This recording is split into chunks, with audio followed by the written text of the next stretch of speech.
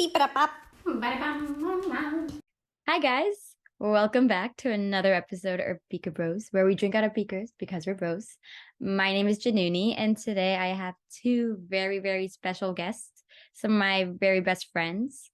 We have Alyssa here, and we have Jacob. Do you guys want to say hi? Hello. Hi everyone. Hi, Jaanuni. Thank you for having us today. Of course, guys.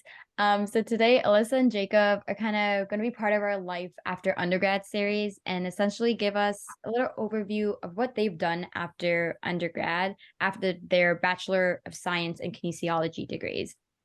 So Alyssa here is a student at U of T physiotherapy, and we have Jacob here in chiropractor school at, what is it again? What's the whole thing? Canadian Memorial Chiropractic College. There we go. There we go. But yeah, let's just get right into it. I kind of just said what you guys are students of, but do you guys want to like briefly introduce yourselves and kind of share your educational background a bit more? Sure. You can go first, Jacob. Yeah, I'll begin. Okay. Hi there everyone. I'm Jacob. As Juni said, I'm a second year student at CMCC, the Canadian Memorial Chiropractic College. I'm going to give you a rundown from the beginning. So firstly, I'm a proud Bramptonian. So I'm from Brampton. I've lived here like my whole life. After undergrad, I moved back home. So I've been living in Brampton for a lot of my life. Went to high school here. I was a athlete for most of my life. I played a lot of American football. But unfortunately, in my senior year, I had a history, like a plethora of concussion. So I decided to take a step back. And luckily, I maintained a good within the classroom. So that was my resort, and it led me to pursue undergraduate degree in kinesiology at McMaster. And through a long experience within my 4 years, including COVID, it led me through to graduate and pursue postgraduate studies in chiropractic. Woohoo. Thank you, Jacob. How about you, Alyssa? Um, Hi, everyone. My name is Alyssa. I'm currently a second year Master of Science in Physical Therapy student at the University of Toronto. Thank you, Jaanuni, for introducing me. Same as Jacob, I went to McMaster for my undergrad degree in kinesiology and also minored in psych. I guess I'll give a bit of background too. Before that, I'm from Markham. I've always had such a passion for just human movement, sports as well, and just kind of getting involved in my community, which I think all of those experiences throughout high school, throughout undergrad has led me to where I am today. So yeah, that's keep it short and sweet like that. I just want to get before we like jump into like physio and chiro, I just want to ask you guys like, did you guys always know you wanted to go into kinesiology like from high school, or was it more something that you kind of just found out, or like was it something you knew as a kid, or was it something you knew in grade 12? Because for me, I didn't know kinesiology was a thing until I went into university and met other people in kinesiology, and I was like, oh, that's a cool program. Mhm.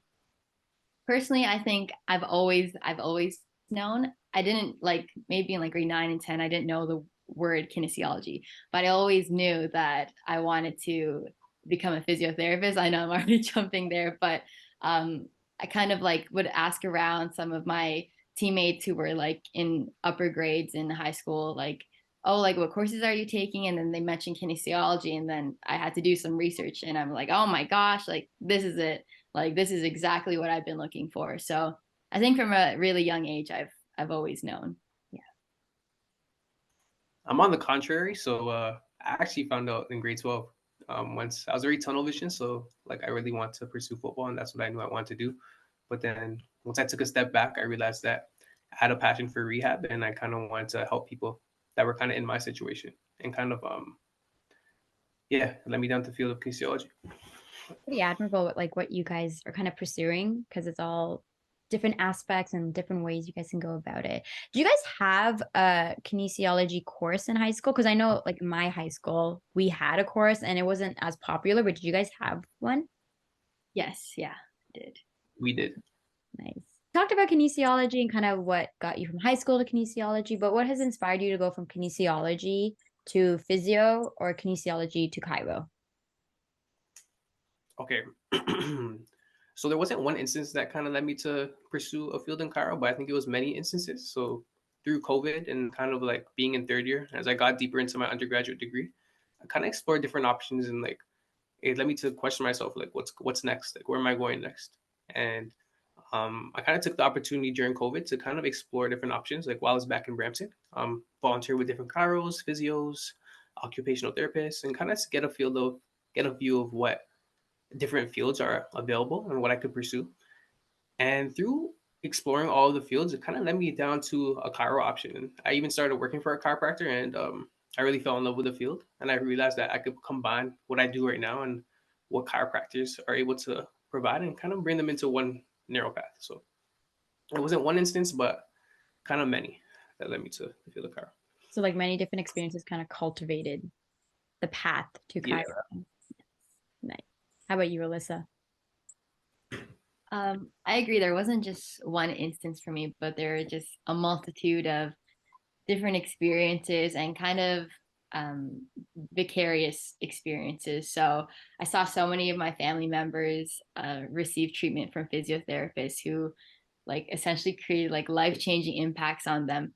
For example, my aunt sustained a traumatic spinal cord injury and like took many months for her to rehab again. And when I finally saw her again, like she's smiling in her wheelchair, doing wheelies and just like showing off what a physio had taught her. And at the time, I was like, oh man, she's just like my cool aunt. But now that I'm here, I realize like, oh my gosh, that physio was trying to improve her quality of life.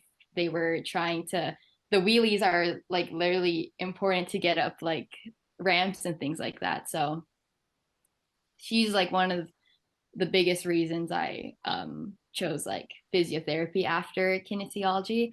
And like just she's not the only one. Like so many family members of mine like benefited so much from physiotherapy. And I think just seeing how my loved ones were able to benefit from a profession like inspired me to follow the same route. So thinking of her and then thinking of the many mentors I had like along the way, I just like wanted to be like them because they were just the most compassionate, knowledgeable, and like professional leaders that I've ever like encountered. So I think just like wanting to be some close to what they are, really inspired me to pursue physiotherapy. And I've always loved, like I said, human movement and rehabilitation and science as a whole.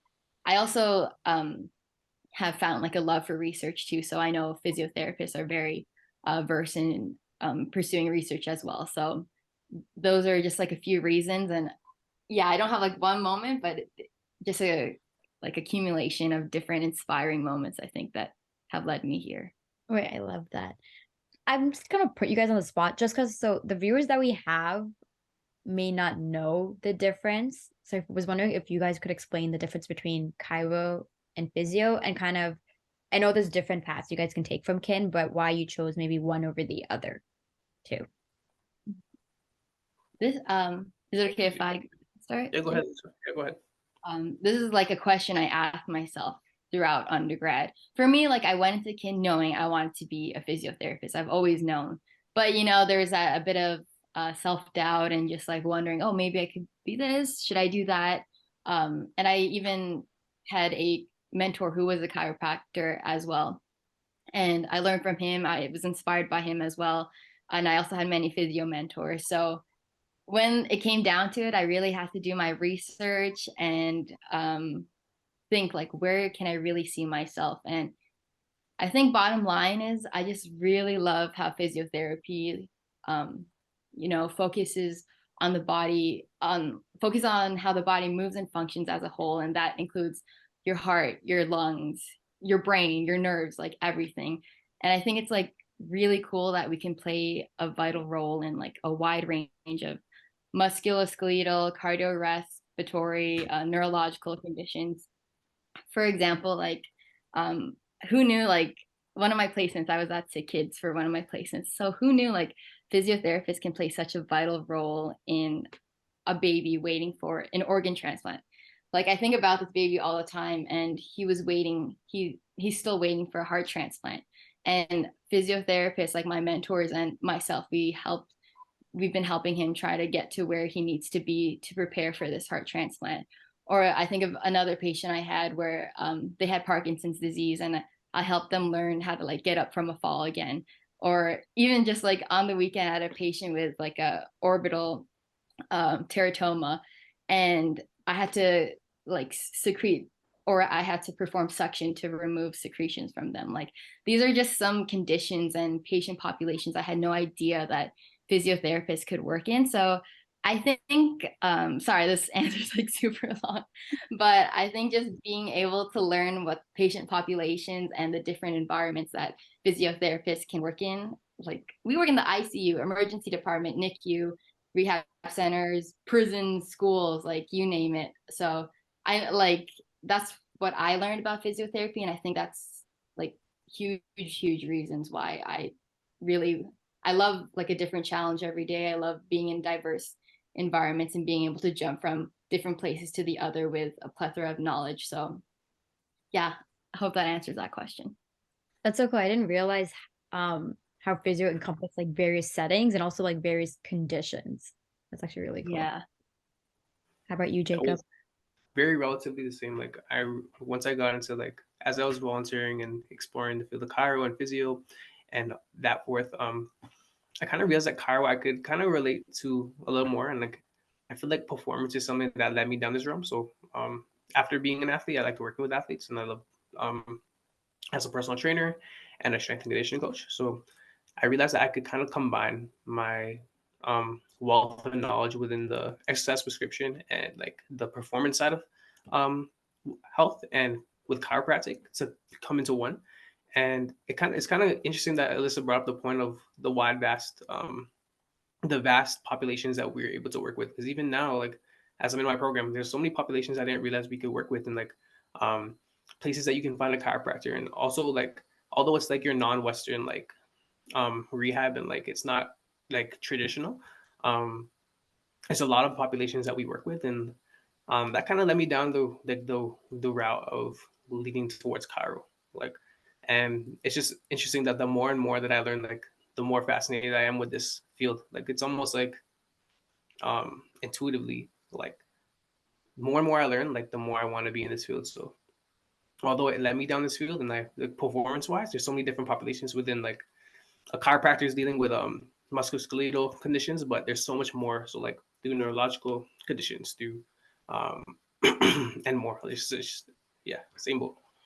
I love that. No, that's so cool. It's like very similar, but also very different, both of these fields, I would say. I agree. Um, okay, then so jumping on from so you guys went from kin to physio or chiro. How did you guys navigate that transition from undergraduate studies to your current professional programs? It could be, I seem like a big jump. It's a big difference. It's probably not the same curriculum, of course. Our traditional, maybe 5 courses we have a semester might be different. And I just know like talking to you guys like outside of this, it's very different. Like I know, Alyssa, you have like a unit, while Jacob, you have multiple courses all at once. How'd you guys kind of navigate that? And like, what's one big lesson you kind of learned from that? Okay. To begin, I'm gonna give you a little rundown of what schooling looks like. So I know that you said undergrad was very much like 5 courses at a time, 5 course semesters. Um, and it kind of went from being very general in undergrad. So all the work pursuing a specific degree, it's very general, and there's different things that you can focus on. Like there's different streams of kinesiology. So like um, now that you're in your field and like you're in postgraduate studies, it becomes more specific. So like you're learning a lot of things catering to chiropractic. So although it's like a lot of different fields, like it's all catering to stuff that you're going to be using as a professional when you're done. So to give you a rundown, we go from 5 courses in undergrad, 5 course semesters to essentially it's 16 modules chiropractic school. So chiropractic school is 4 years. So it's like 4 modules per year. And each module is kind of like 13 to 15 courses. And it's a mix of just not only knowledge-based courses, so like your lecture-based courses, but then also your clinical um, application courses where you're like focusing on patient care and your ethics. And then there's also like hands-on technique and clinical diagnosis courses. So like you're combining all three of those into like a very busy week. But like although it seems like a lot, and it is a lot once you begin, it's very manageable and very like um it's a big jump, but it's very manageable once you get your feet in the water. For physio, I think like I've talked to you guys. Oh, sorry, Jenny, were you about to No, say no, no, something? you're good. You're good. You're good. Um, I've talked to you guys about this also, like outside of this, so many times that like how different a master's program is from undergrad. Like in undergrad, like you said, Jacob, everything's super structured. You know exactly what you're going to learn the next day. They give you the slides before. Not that they don't give the slides before here, but it's like I don't have courses anymore. It's like you said, Janine, different units. So we have 14 units in total over the 24-month program. And some of those units also include like clinical internships or our research specific to research as well. And yeah, it was like honestly quite a difficult transition, I would say. I'll be completely honest. I love structure but I'm also always open to, you know, a challenge, which this program has definitely given me. But I think to navigate how different a master's program is from undergrad has been just switching my mindset in a way of thinking, okay, I need to learn this because I know I need to know this for my future patients. And man, if I don't know this, then how am I going to help my future patients? So every lecture, even some may call it like easy lectures, we call them spec lectures, social, political, ethical, and cultural lectures, just talking about like social issues as well, which I really appreciate that this program has integrated.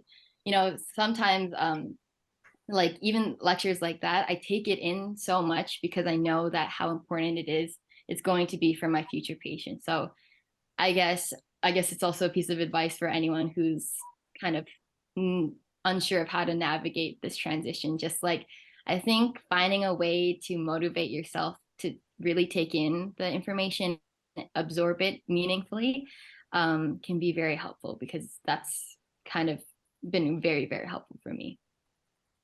Is there an added pressure then for when you guys are learning things from your courses? Because I feel like, okay, undergrad, when you're learning something in bio, chem, it's just like, okay, I'm just learning this, right?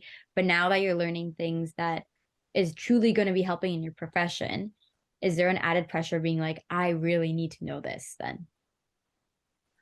100%, but it's the most wonderful pressure I feel. Like I know, like, oh man, like in fourth year, you guys saw it, like how stressful and like how worrisome it was to like, or nerve wracking, sorry, to get into this program was for like myself and Jacob, you as well. We had so many late nights just talking about like unsure of the future. So I think being so grateful to be here is just like an added motivation. And like I've been pressured to get here already. So like I'll just keep letting that motivation push me to really take in that information. So I like the pressure, I guess, to like really learn it. Yeah. How about I you? agree. That was a great way to put it. That was a great way to put it. Like it's added pressure, but it's almost like a satisfaction pressure. Like it's like I get to know this, and like this is something that I get to carry on to kind of like treat patients to the best of my ability. Like these are things that obviously were taught for a reason. And it's kind of like it's definitely a different mindset and a different attitude I have towards learning now versus undergrad. Then I like maybe it's not pressure then it's like motivation for you guys, right? Like it's not something I think the word pressure has such a negative connotation, but the way you guys describe it is such a positive thing. So it's like motivation for you guys to even excel in your own field. Okay.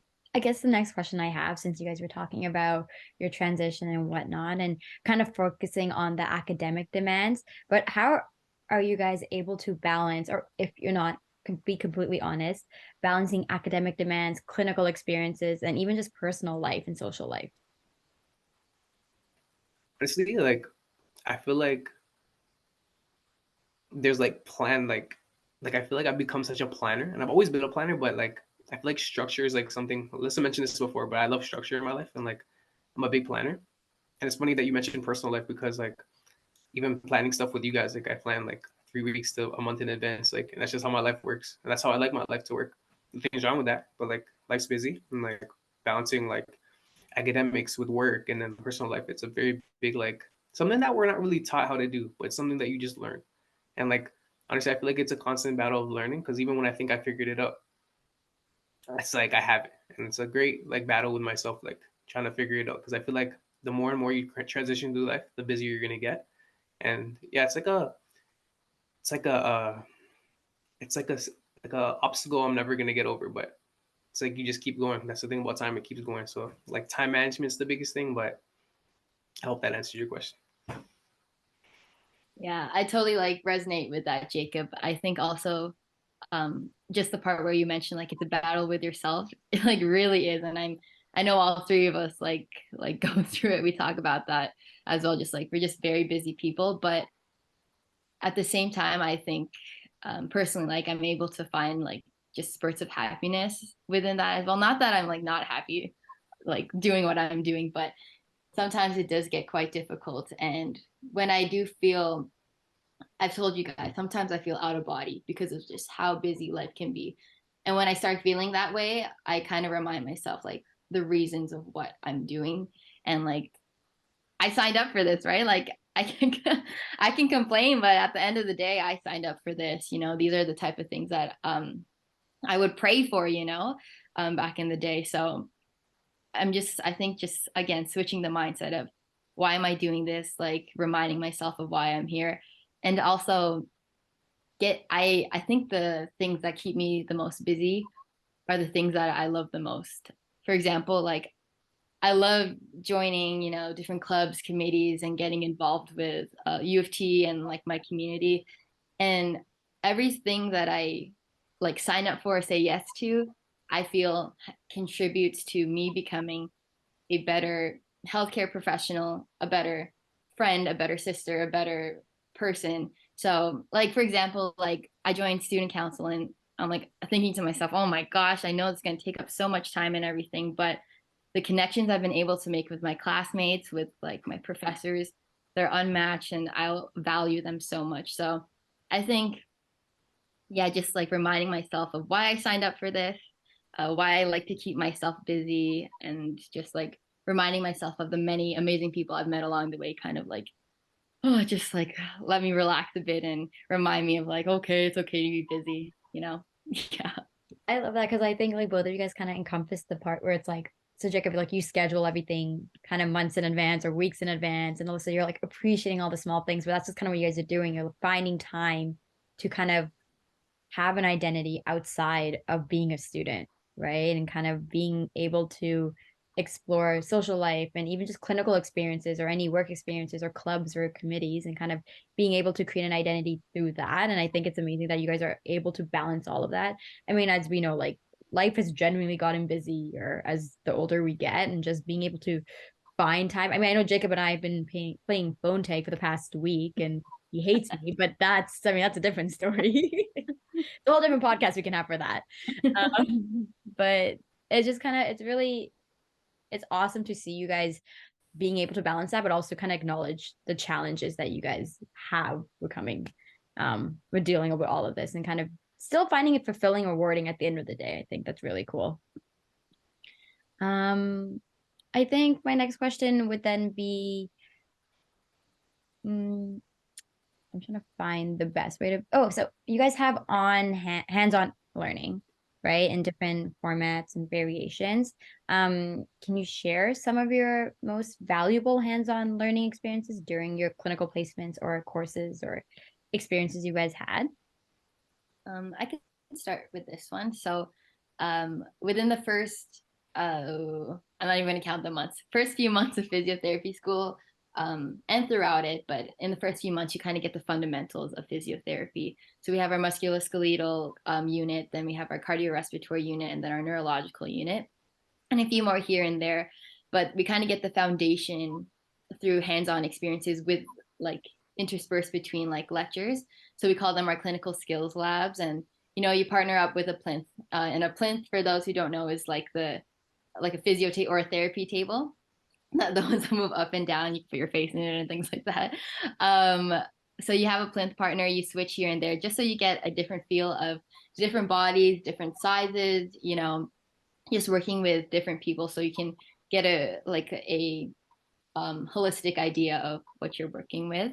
And so through those hands-on clinical skills labs, you're then a few months later put into your first clinical internship. And for U of T specifically in this program, we have 5, 6 weeks, 6-week clinical internships. So within these internships, they try their best to intersperse us throughout different fields of physiotherapy. So for example, I've already had a musculoskeletal internship within a rehab setting in a subacute hospital. Then my second one was a pediatric internship in acute care in cardiorespiratory in the CCCU.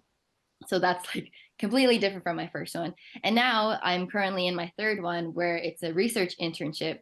Not everyone gets a research internship, but I feel very lucky to have gotten one. Now I'm working with those with spinal cord injuries at one of the Toronto Rehab Institutes. So now I'm in my like neurological placement. So you have to like work with different populations and different settings to get different hands-on experiences. So yeah, that's kind of like they throw you out into the field so that you can get like real life experiences that way. How about you, Jacob? I feel like chiro and physio are very hands-on professions, and especially chiro, like from the day you get in, like the first week, like where hands are on. So we have a few courses, like some of them vary from clinical technique, clinical diagnosis, and most of these like basically from when you see a chiro to like when you're getting treatment, like from like there's a lot of diagnosis that goes into it. So like different orthopedic tests that we go through from the spine, all the levels of the spine, all the joints in the body. Um, and then we need to learn how to diagnose these things, and then we need to learn how to treat these things. So like this doesn't just happen in like a day, but like it's a lot of learning, practicing, and then even practicing on your own time. Because like although we're taught all of these hands-on techniques, like it's on you to make sure these hands are professional and like make sure that they feel good and you're doing things properly. And so there has been a heavy hands-on approach, but we're in a hands-on profession, so it makes sense. So how did you guys find the integration then of theoretical knowledge with practical clinical skills in your program? Because I feel like, okay, you're learning all this information, cool, but now you got to do it. So how'd you guys find that aspect? Okay, so it's kind of interesting because sometimes like we'll be in, for example, I told you that we have a lot of like knowledge-based courses, hands-on based courses, clinical patient care courses. Sometimes we'll be learning something at 8 a.m. in lecture, and then you go to class later, and it's like you literally use what you just learned in lecture and you're applying it hands-on. So it's almost like, and it's very weird because it's taught by different professors and different tutors and different chiropractors. So it's kind of interesting how it just happened to overlap. But you go into class and like you could get by without going to the knowledge based part, but it like helps integrate like by putting it all together. It's like you're taking what you learned and what you were hearing and what you're reading and you're applying it to actually doing it. So it definitely all goes together and it's almost like mesh work. Like they do it on purpose so you're able to apply and put your best foot forward. Is it a seamless process then, or is there like have you found times like in your own experiences where there are hiccups where you're like, okay, I know this, but how do I apply this? Honestly, I'm very much the type of person that like keeps tabs on everything I've learned and like I have it all like I have a notes on everything and I have it on my iPad. So whenever I forget, like or like not forget, but like I'm learning something new and I'm like, I've seen this before. I do a quick search on my iPad, pull it up, and I do a quick review, and it kind of helps. So like although like there's stuff I've learned in first year that I'm using still this week, so like I do a quick brush up on it, and then so like yeah, I hope that answered your question. It's like a constant reviewing process then for you. Yeah.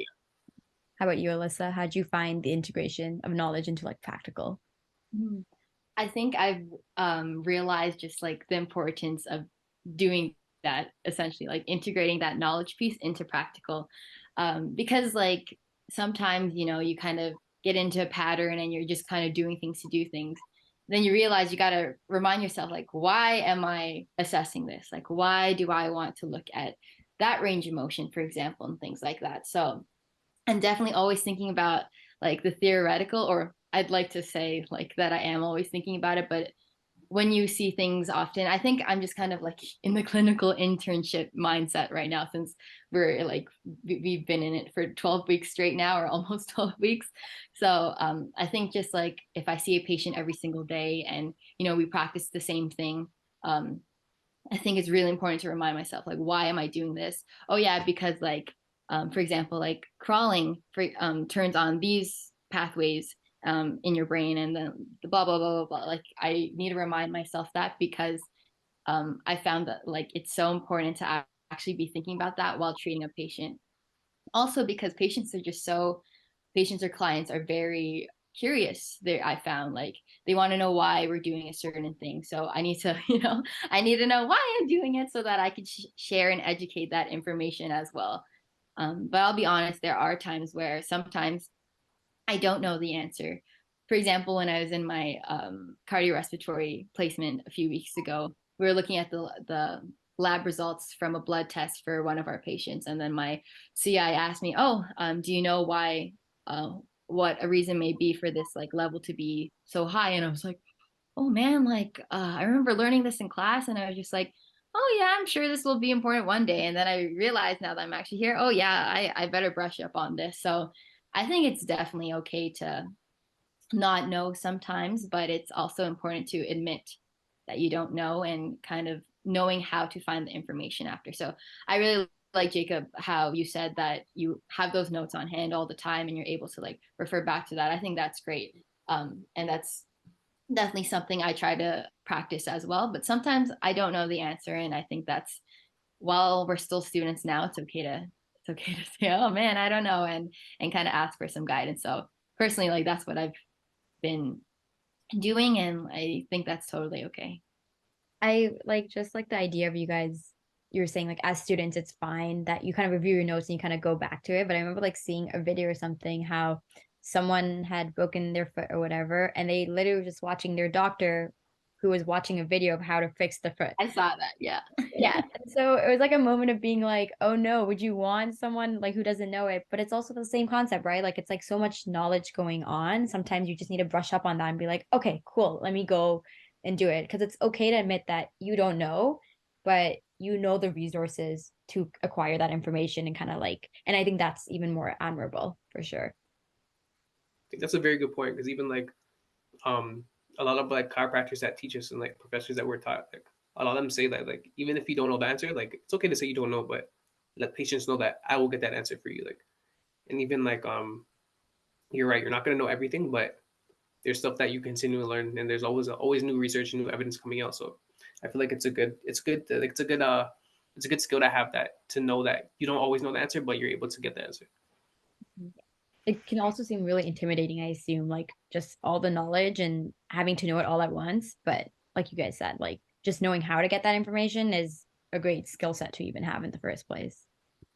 Okay, so since this is like a Life After Undergrad series podcast, what's one advice you would give to undergraduates considering a career in physiotherapy or chiropractic care?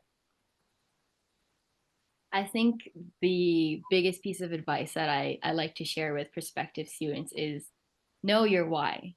Like, why are you choosing to pursue this profession? Why are you interested in it? Like, and why are you even thinking about it? Like, what is your why? I think that is the biggest question, and also one of the hardest ones, because that is a question that I would ask myself all the time. And you asked a question at the beginning, like, was there a specific moment that made you think about it?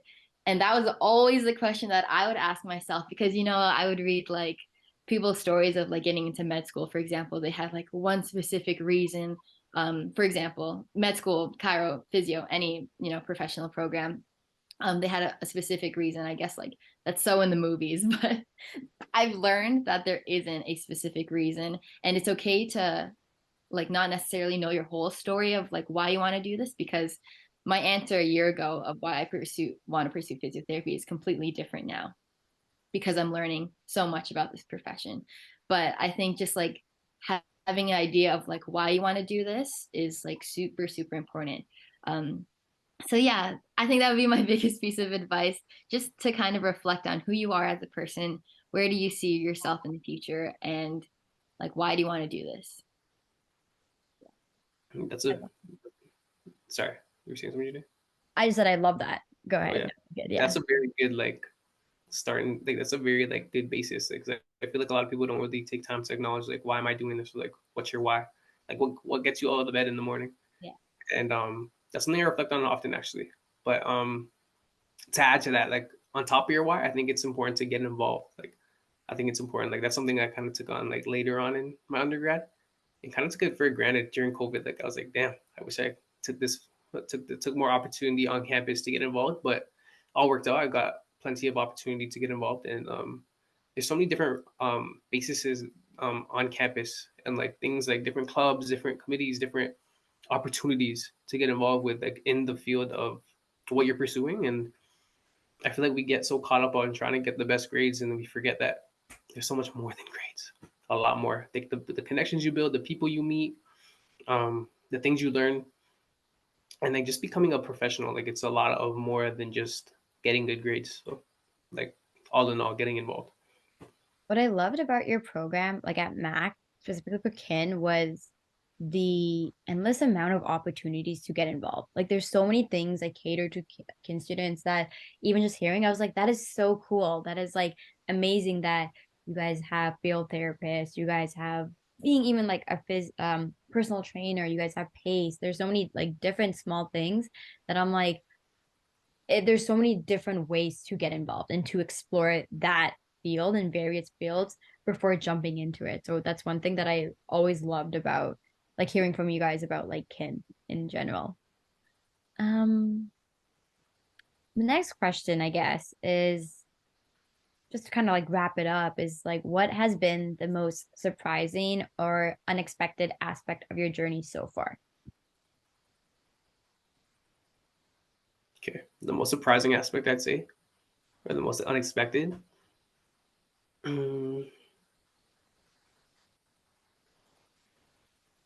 Honestly, I think like once you reflect on your journey, like one thing that remains constant is like a lot of things are ambiguous and like you wouldn't know like back in grade 12 when I finished playing football, I would have never known. If someone told me you'd be in chiropractic school, I'd be like, what is that? But like it's kind of cool to see the ambiguity going from point A to point B. But I feel like the things that remain constant is the network you build and the people that you get to meet. So like I think that's the most surprising thing, like the people you meet, because like although you're meeting so many different people and like you're building a network, like it's so amazing that like even when I'm finished, like it's gonna be so many people like that are gonna be healthcare professionals that I'm gonna be working with, alongside like the physios like Alyssa and the people that are in different fields and like even people that you become friends with. Like um I think the people is the most surprising part because you don't really acknowledge it, but like it's a really like that's a big part of my why, the people, like being able to serve people and help people become better. Um, so yeah, I'd say the most surprising part about the journey is like the people you meet along the way. I love that, Jacob. I'm glad you're meeting so many great people. Um, there's been, I think, so many like different surprising moments. And it's weird that I've only been in this program maybe like a year and a bit, but I think one of the most surprising things is I have like two-part answer here. Like academically, one of the most surprising things is like the scope of practice that physiotherapists have. Like, man, I did not know I would be working with certain populations. Like, I had no idea. I did not know we work in the ICU. I did not know we um, like all these different areas. I had no idea, and I did like hear here and there, like, oh yeah, physios work in hospitals, physios like work here and there, but like actually being in it, it's been the most like eye opening and like it like just it's a huge motivator for me. So I think just yeah, continuing to learn about what physiotherapists can do is the has been the most amazing thing, I think. Um, I think proudest moment though is has been being able to apply the knowledge I've learned in the classroom to like real life, and not just like with patients, but like you guys know my grandma, she's like not doing the best right now, but like I think having like a bit of physio knowledge now has allowed me to apply so much of this knowledge to helping her. Um, a few months ago. She wasn't even able to stand up after like the surgery she had, but my mom and I, we've been like, whenever I go home, we help her like strengthen and everything. And I'm just thinking of like different like cues I learned in class, like where should I place my hand, because I know that's going to go up to the brain so that she thinks to sit up tall and things like that. I've been able to apply that to my personal life too, and my grandma can like stand up again, which I think is like my proudest. I honestly, I give most of the credit to my mom. Like she asked me for a lot of advice, and like I being there like has made me feel very proud of that. So I think just yeah, being able to learn about the profession and also like apply the knowledge to real life and to situations that like truly like mean a lot to me. So yeah. I love that. It's like you're able to use your own means and kind of help the people around you. And even for you, Jacob, right? Like connecting with people. Like it's so amazing that your field has allowed for you guys to do that.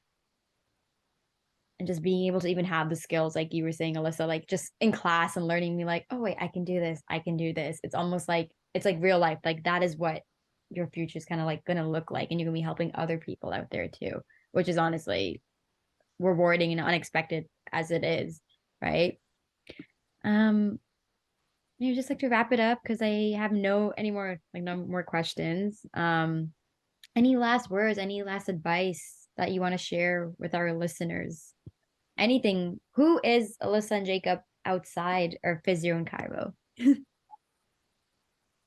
giggly gassy gals. Oh, you said it. Okay, goodbye.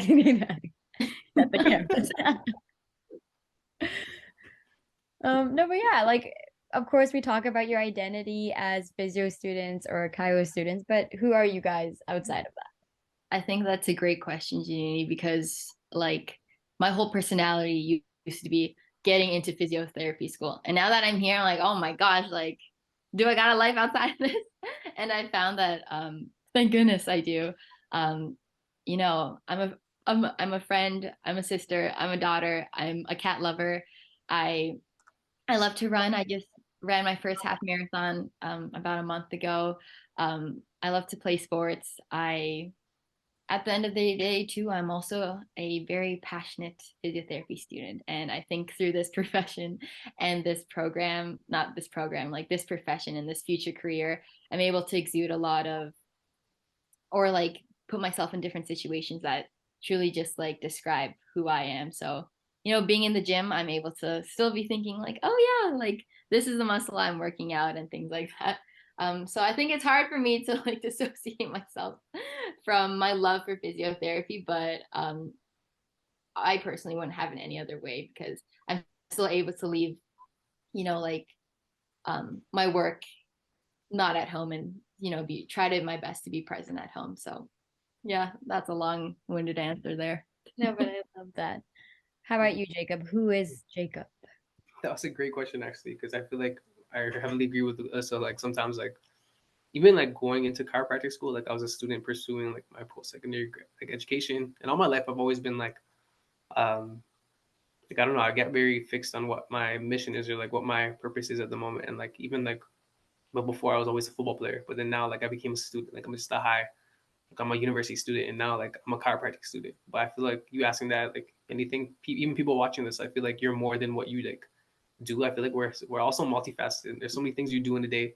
Even though this is saying like I'm a brother, I'm a son. Like one thing I'm trying to do a lot more is like kind of find hobbies outside of my scope. Like a lot of my hobbies are like catering inside. Like I'm a personal trainer. I work with a lot of athletes. I still like do a lot of things that are in the scope, but I'm trying to find a lot of other hobbies that are outside and like find different, like explore different things. Like, um, but yeah, that was a great question. Like, who is Jacob Nandan? Like, I feel like that guy changes every day, but I feel like that's the cool part about it. I get to try different things, and I'm not gonna talk about myself, but like, I'm not gonna talk a lot about myself, but like, um, I feel like that's the cool part about it. Like you kind of get to live a life, like as you get older, like school gets a lot more advanced, but you kind of get to find a identity outside of that, and like that's what kind of keeps you afloat, like finding time to do more for you, and then while you're still doing more for school. So I love that. Just finding that balance and knowing that there's an identity out of it, but also knowing that there's still a part of you tied to it because it's your passion, it's your motivation, it's